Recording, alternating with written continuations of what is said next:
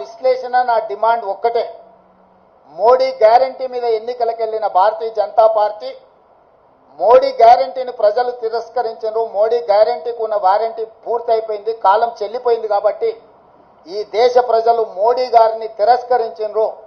తక్షణమే నరేంద్ర మోడీ గారు ప్రధానమంత్రి పదవికి రాజీనామా చేసి మళ్ళీ ప్రధానమంత్రి పదవి చేపట్టకూడదు.